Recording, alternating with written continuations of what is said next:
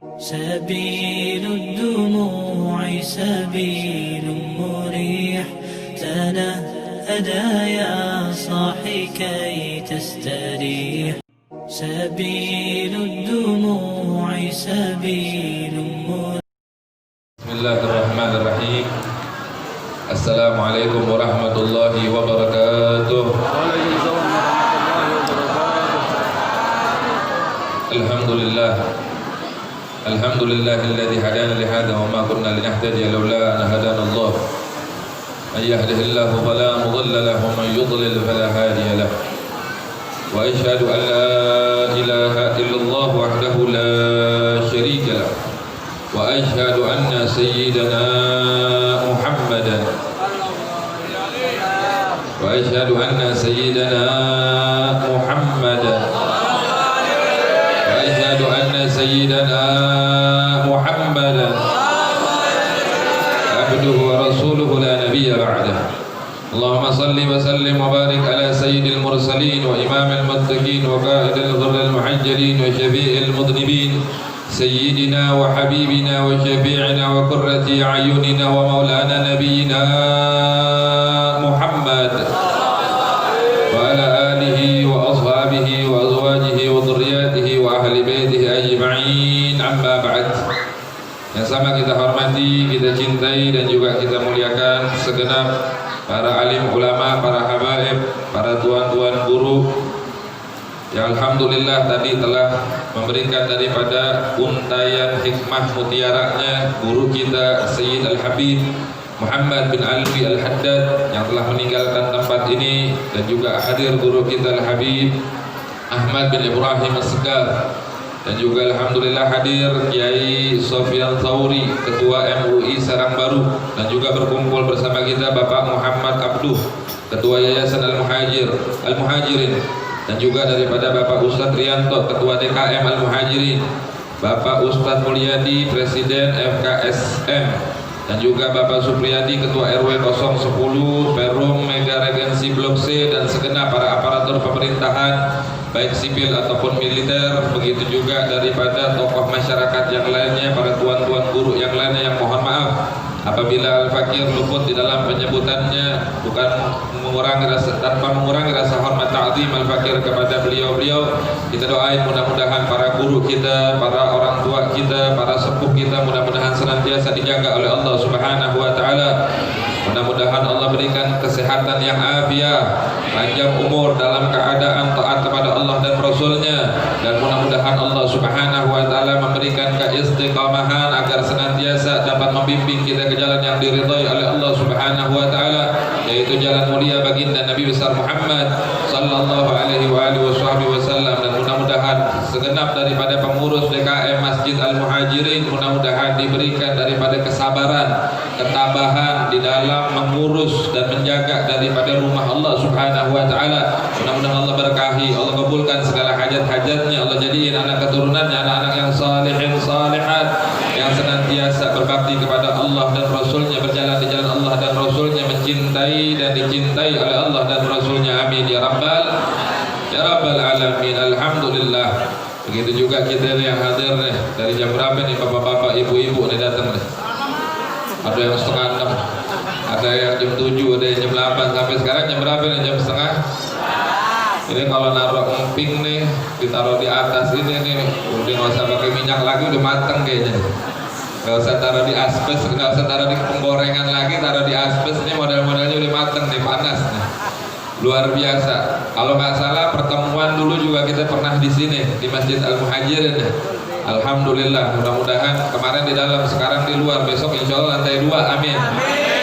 Mudah-mudahan dikasih orang-orang yang baik, orang-orang yang dermawan, orang-orang yang peduli, sehingga ini masjid bisa cepat terbangun dan bisa dimanfaatkan untuk dakwah, untuk ibadah kepada Allah Subhanahu wa taala. Amin ya rabbal alamin. Alhamdulillah. Kita sudah dengar daripada nasihat guru kita Al-Habib Muhammad bin Alwi Al-Haddad yang luar biasa. Beliau menanamkan kepada kita, dan para ulama-ulama juga menanamkan kepada kita rasa kecintaan kepada Nabi Muhammad sallallahu alaihi wasallam.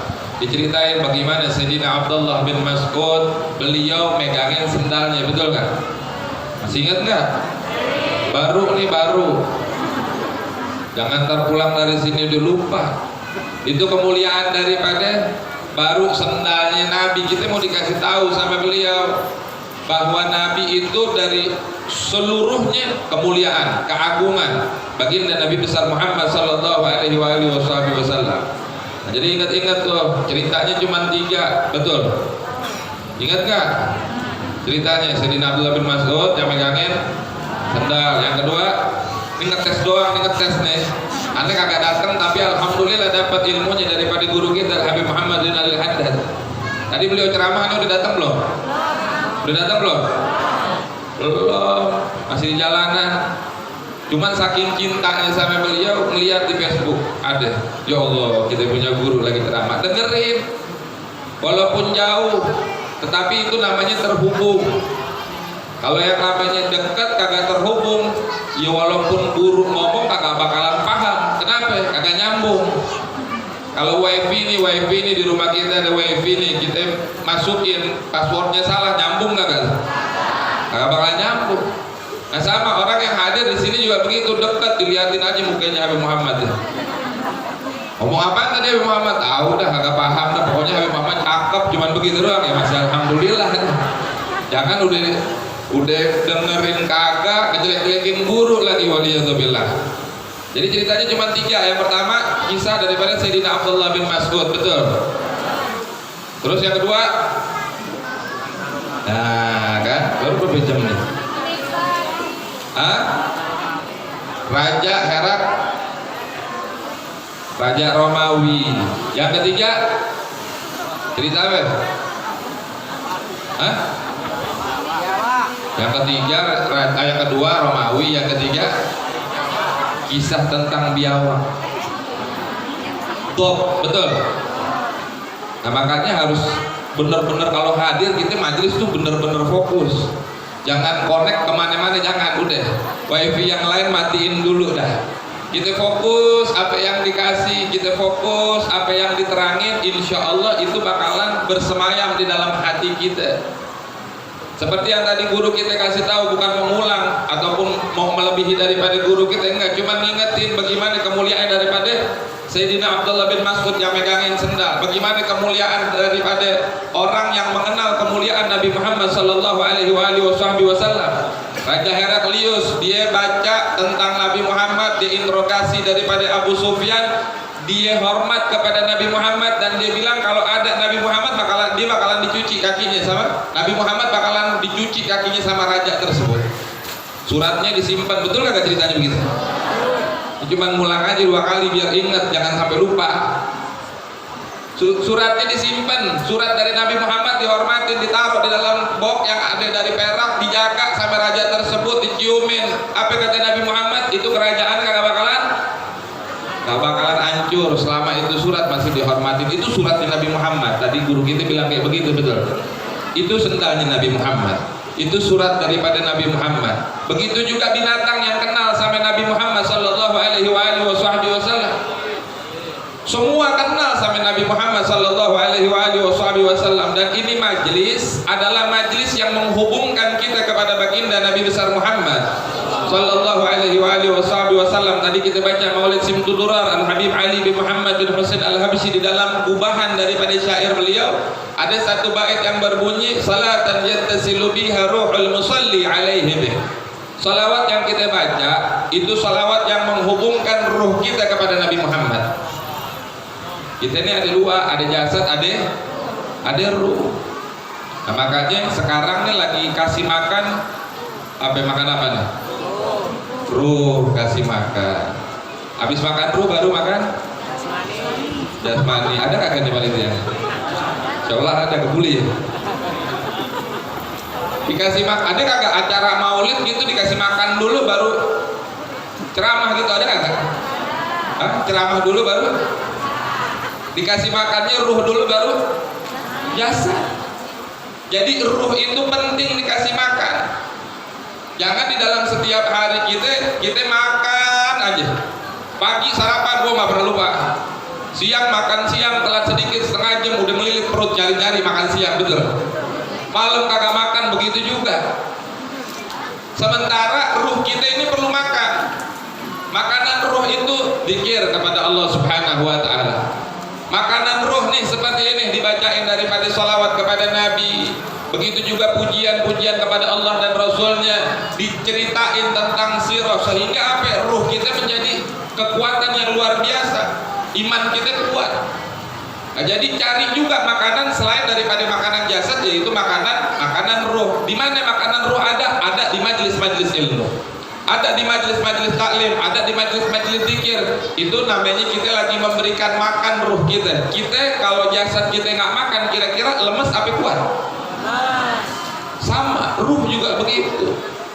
Kalau didiemin aja, dengan apalagi dikasih penyakit-penyakit, kita tiap hari makannya yang kagak enak, ataupun makannya yang jelek-jelek dah, minum khamar, mabok, terus makannya yang ngaco-ngaco, sehat apa sakit?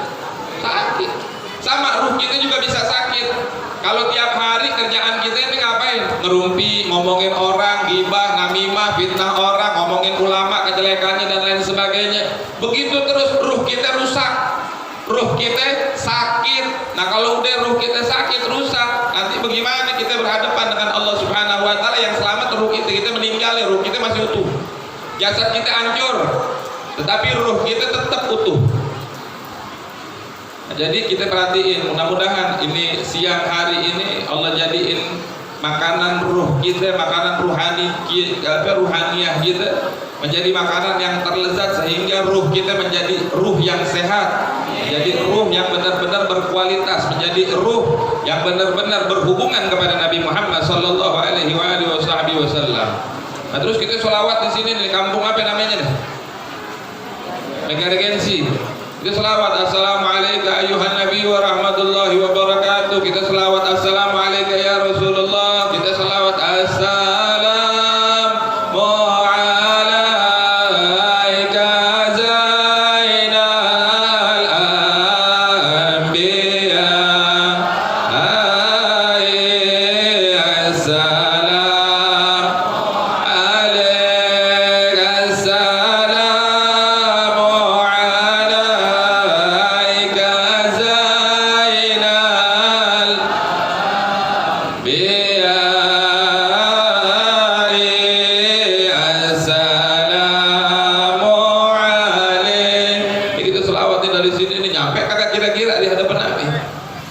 Nyampe kagak kira-kira di hadapan Nabi? Nyampe kak? Gampangnya itu sholawat menghubungin kita sama Nabi. Kalau kita sekarang ini di tangan kita punya handphone, teman kita punya nomor, dikasih tahu, kita telepon, nyampe kagak? Tapi teman kita di Kebumen, nyampe kak? Teman kita di Saudi Arabia, kita telepon, nyampe kagak? Kenapa nyampe? Karena ada nomornya, karena ada yang menghubungin. Apa yang menghubungin? Handphonenya ada, pulsanya ada, baterainya ada, nomor yang dituju ada. Nyampe kalau kita mau telepon. Itu kecanggihan teknologi yang dibikin sama manusia, apalagi teknologinya yang dibuat oleh Allah Subhanahu wa taala. Ini kita baca sholawat, ini teknologi bukan teknologi manusia, tetapi teknologi yang diciptakan oleh Allah Subhanahu wa taala. Kita yakin sholawat yang kita baca di hadapan baginda Nabi besar Muhammad sallallahu alaihi wasallam. Kita ini orang sekarang nih, abad milenial, betul? 20 abad ke-20 berapa? 21 ya. Wow, udah luar biasa ngelihat teknologi canggih. Itu Nabi Muhammad lebih canggih dari teknologi manapun. Dulu waktu Nabi alaihi salatu wasallam beliau Isra wal Mi'raj, beliau ditantang sama orang-orang kafir. Dibilang, apa betul engkau ngelakuin daripada Isra wal Mi'raj? Kata Nabi, iya. Dari Masjidil Haram ke Masjidil Aqsa, naik ke langit pertama, kedua, ketiga, sampai ketujuh, walhasil panjang ceritanya. Tetapi kita lihat bagaimana teknologi yang dibikin sampai Allah Subhanahu wa taala untuk kekasihnya baginda Rasulullah sallallahu alaihi wasallam. Terus ditanya, betul ente ke Baitul Maqdis? Kata Rasulullah, betul ente ke Baitul Maqdis. Ini sebelum sampai cerita, ane mau nanya dulu nih, Pak Ketua nih, udah megang masjid berapa lama? 2 bulan. Masjid udah berdiri dari 2005, betul. Jamaah pada sholat udah lama kan. Anda mau nanya nih, tapi yang Anda lihat jendela tuh ada berapa biji? Coba. Langsung nengok semuanya gitu. Ada berapa coba? Pada sholat kan ada jamaah di sini. Sholat kan? Kira-kira berapa biji itu? Nggak tahu kan? Lubangnya ada berapa biji? Bingung. Ini Nabi Muhammad ke Baitul Maqdis baru 1 kali. Beliau perjalanan Isra wal Mi'raj 1 kali. Orang kafir nantang sama Nabi Muhammad. Di mana? Apa berapa banyak pintu yang ada di Baitul Maqdis? Coba, ini orang kampung sini aja tiap hari sholat kagak diapalin tuh pintu, kagak diapalin tuh jendela. Nabi Muhammad terus sekali. Bingung Nabi alaihissalatu wassalam.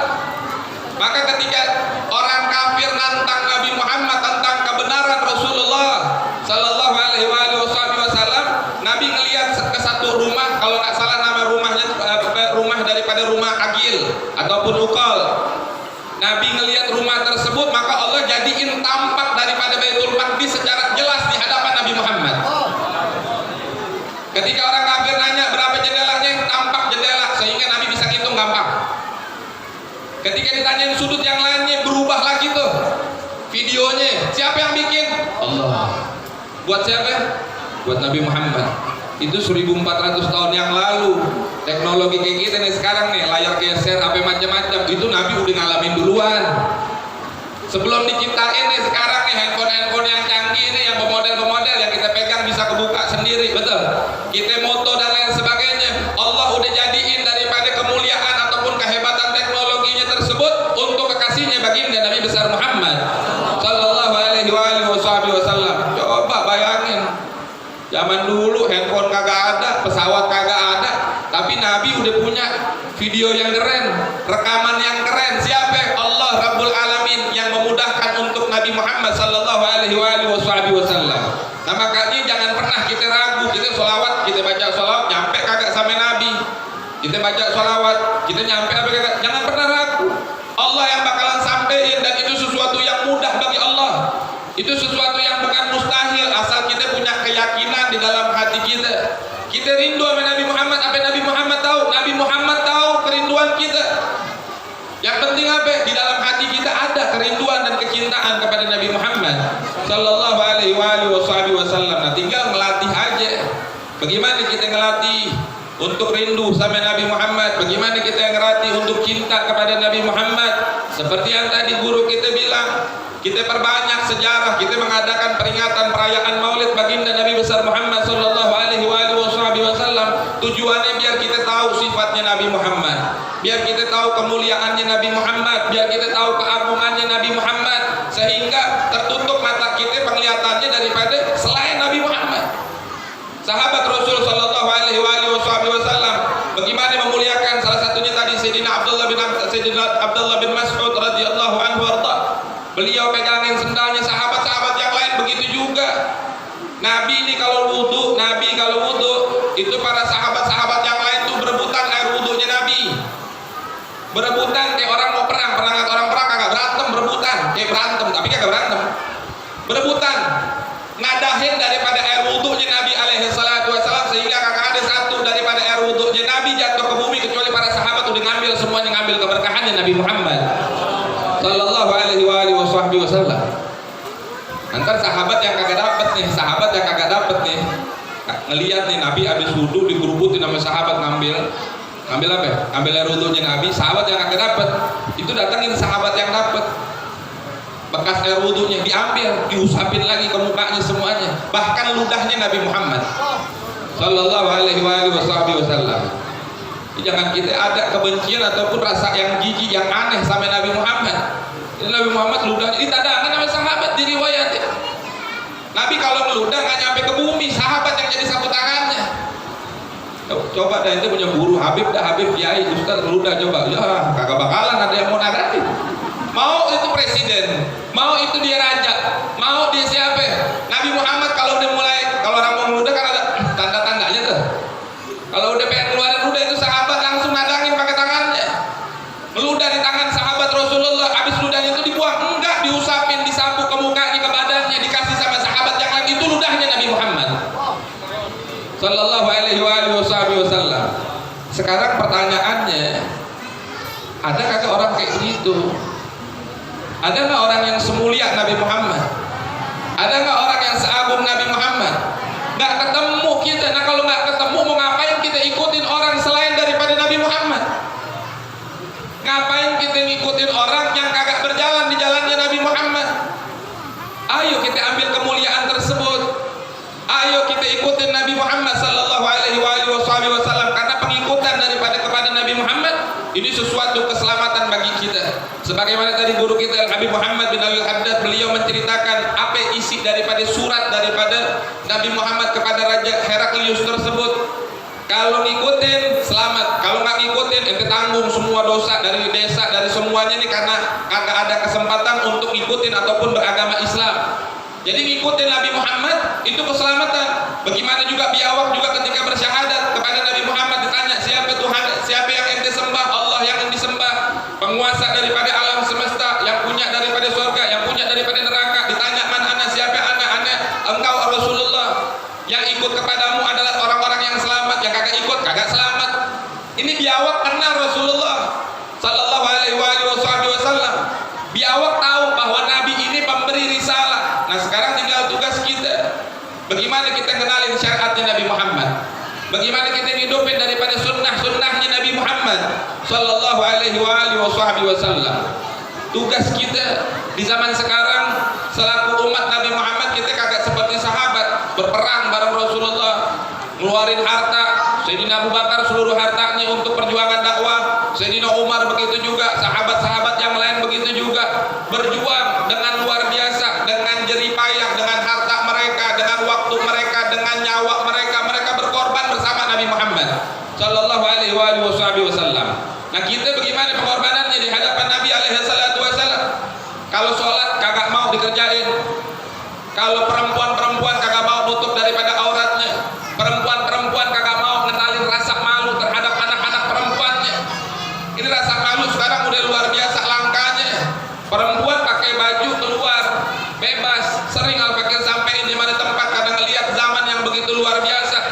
Perempuan-perempuan keluar mengumbar daripada auratnya, pakaian yang minim, orang tuanya diam, orang tuanya kagak mau tahu. Waliyadzubillah, orang tuanya bahkan mendukung beliin baju yang seksi-seksi, beliin baju yang kagak bagus. Waliyadzubillah, ini didukung.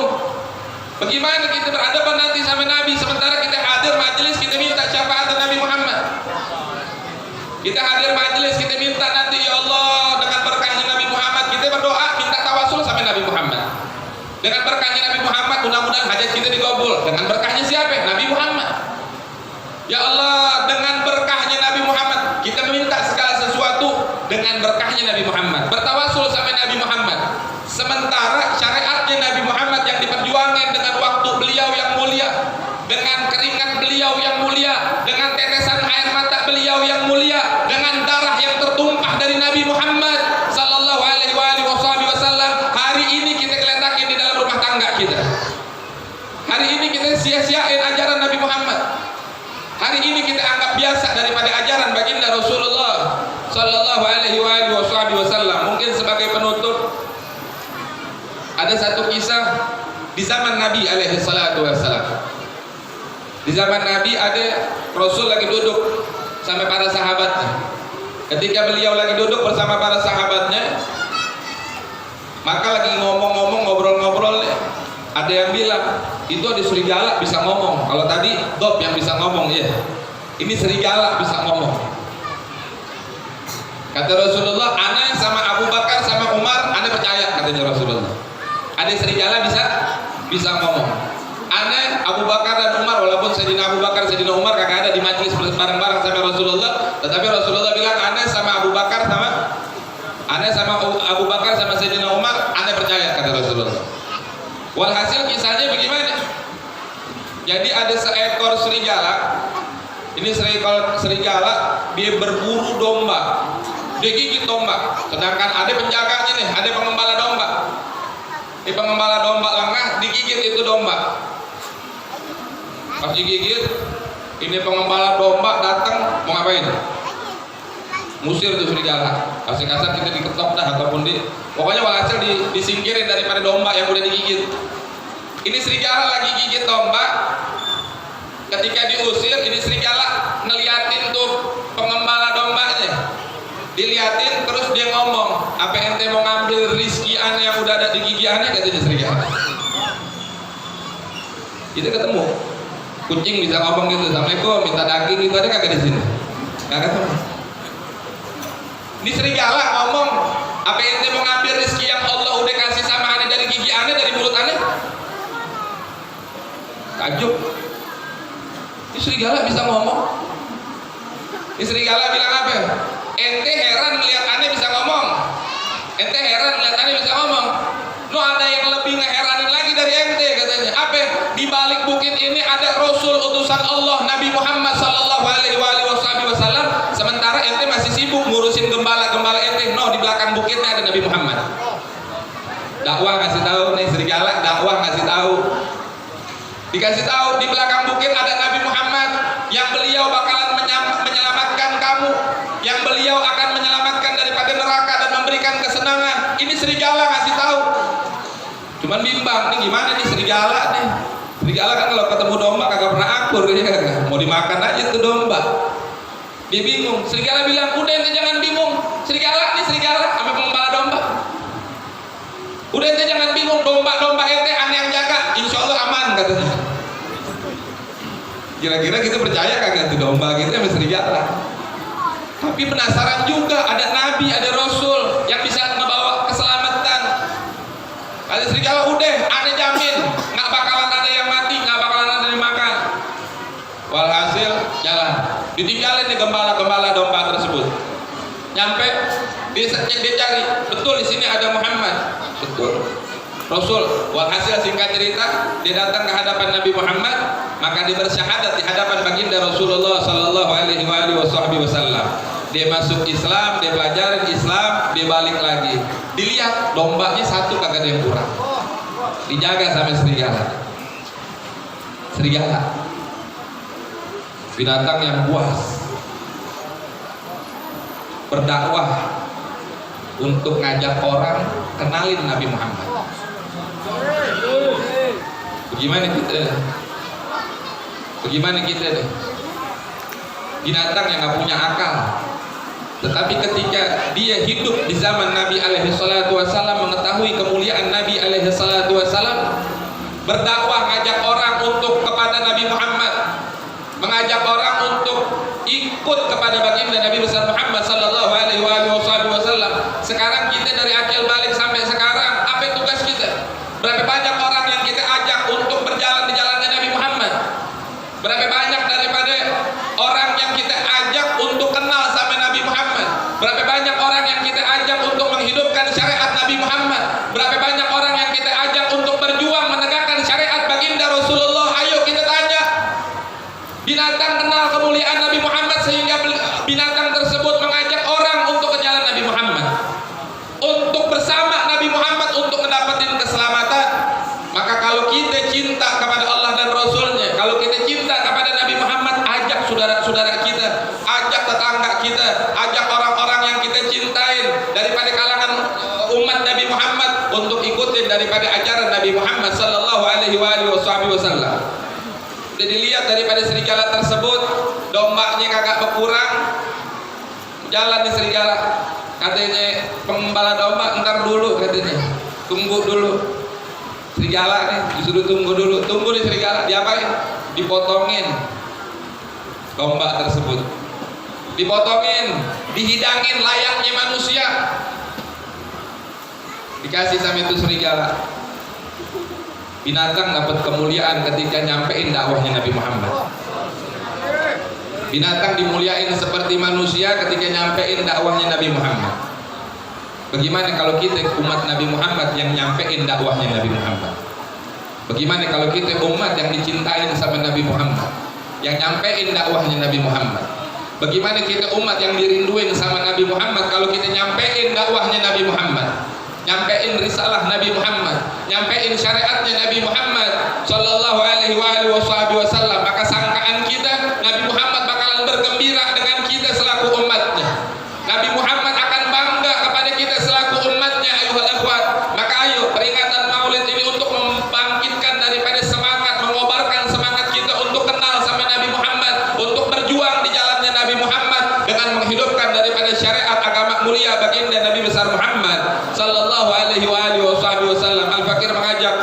kepada diri pribadi Al-Fakir dan umumnya kepada para jamaah sekalian, ayo kita kenali Nabi Muhammad.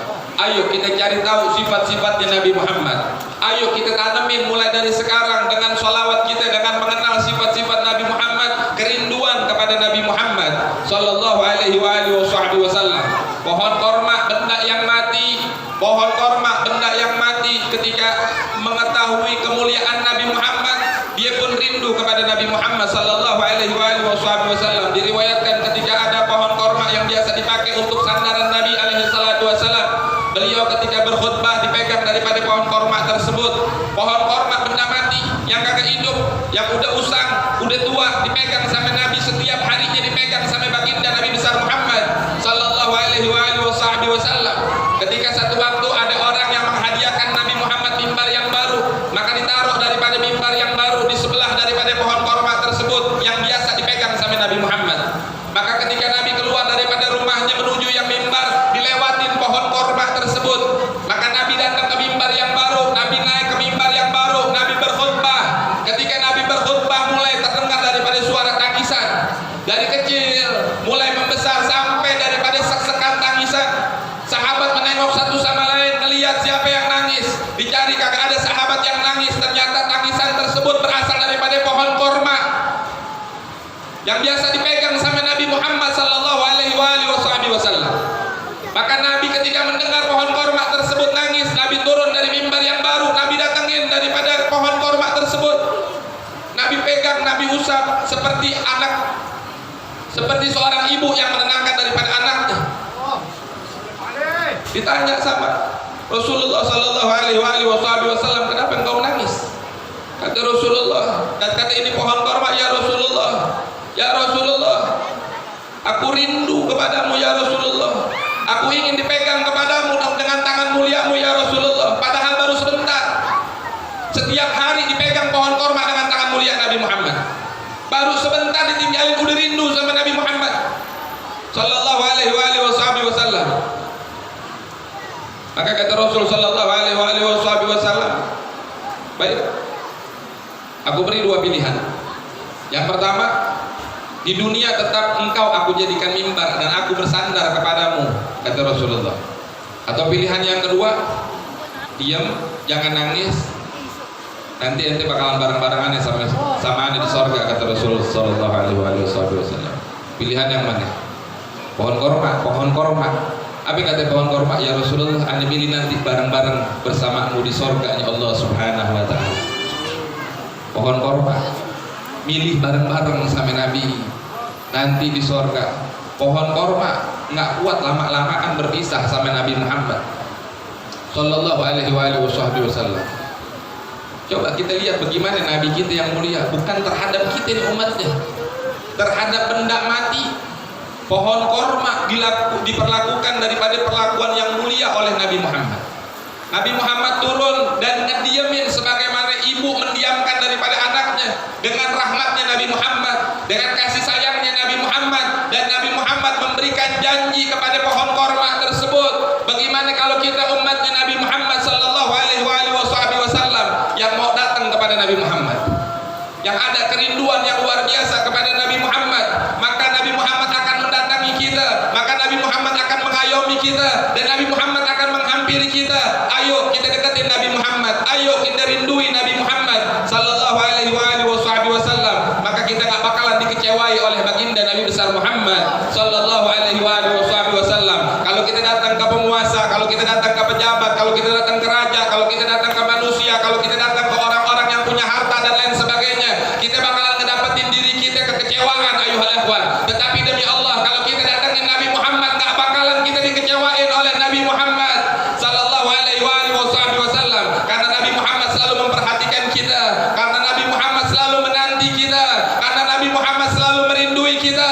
Nabi Muhammad menanti kedatangan kita, ayuhal ikhwan. Maka ayo, bulan mulia, bulan kelahiran Nabi Muhammad sallallahu alaihi wasallam, ayo kerahkan daripada jiwa raga kita untuk senantiasa menggelorakan rasa rindu kepada Nabi Muhammad sallallahu alaihi wasallam. Mudah-mudahan perkumpulan kita membuahkan hasil kerinduan, kecintaan, pengikutan yang hakiki kepada baginda Rasulullah sallallahu alaihi wasallam. Mudah-mudahan masjid daripada Masjid Al-Muhajirin, diberkahi oleh Allah Subhanahu wa taala, dilancarkan daripada pembangunannya, pembangunan daripada fisik dan juga pembangunan daripada majlis-majlis ilmunya, majlis-majlis taklimnya. Mudah-mudahan ini majlis hidup dengan syiar-syiar agama Allah Subhanahu wa taala. Mudah-mudahan para habaib kita, guru-guru kita senantiasa diberikan keberkahan oleh Allah Subhanahu wa taala, diberikan kekuatan oleh Allah Subhanahu wa taala, diberikan sehat yang afiat, panjang umur, dan diberikan istiqamah agar senantiasa bisa membimbing kita ke jalan yang diridhai oleh Allah Subhanahu wa taala. Mudah-mudahan yang hadir pada siang hari ini di tempat yang mulia ini, di rumahnya Allah Subhanahu wa taala ini, dengan keberkahan daripada bulan kelahiran Nabi Muhammad, mudah-mudahan semua hajat kita dikabul oleh Allah Subhanahu wa taala, kesusahan kita diangkat oleh Allah Subhanahu wa taala, diganti dengan kesenangan dengan berkahnya Nabi Muhammad sallallahu alaihi wasallam. Allah jauhi daripada segala wabah, dari segala musibah, dari segala fitnah, terutama daripada fitnah akhir zaman. Mudah-mudahan Allah perkuat daripada ukhuwah umat Nabi Muhammad sallallahu alaihi wasallam. Mudah-mudahan jangan dipecah belahkan oleh Allah Subhanahu wa taala kekuatan daripada umat Islam. Mudah-mudahan Allah Subhanahu wa taala persatukan daripada para ulama-ulama kita bahu membahu di dalam membela agama Nabi Muhammad sallallahu alaihi wasallam. Mudah-mudahan Allah Subhanahu wa taala wafatkan kita dalam keadaan husnul khatimah, dalam keadaan mendapatkan ridha dari Allah Subhanahu wa taala. Mudah-mudahan Allah Subhanahu wa taala menyelamatkan kita di dalam kubur dengan berkahnya Nabi Muhammad. Allah berikan keamanan di dalam kubur kita, Allah berikan daripada kesenangan, kenikmatan di dalam kubur kita. Mudah-mudahan dengan berkahnya Nabi Muhammad agar Allah Subhanahu wa taala kumpulkan kita kelak nanti di padang mahsyar dalam kelompok barisan orang-orang yang mendapatkan daripada kemuliaan di barisan Nabi Muhammad sallallahu alaihi wasallam. Dan mudah-mudahan Allah Subhanahu wa taala kelak kumpulkan kita bersama keluarga kita, orang tua kita, para guru-guru kita, dan anak-anak keturunan kita kelak nanti bersama Nabi Muhammad sallallahu alaihi wasallam di dalam surga Firdaus A'la. Amin. Amin amin ya rabbal alamin. Kurang lebihnya al-fakir minta maaf kalau ada salah-salah kata ataupun perilaku yang kurang berkenan di hati para jamaah sekalian. Yang benar datangnya semata-mata dari Allah Subhanahu wa taala, yang salah karena kebodohan dan kekhilafan al-fakir selaku manusia. Sekali lagi mohon ridha dan maaf dari antum semua. Billahi taufiq wal hidayah wa ridha wal inayah. Wassalamualaikum warahmatullahi wabarakatuh.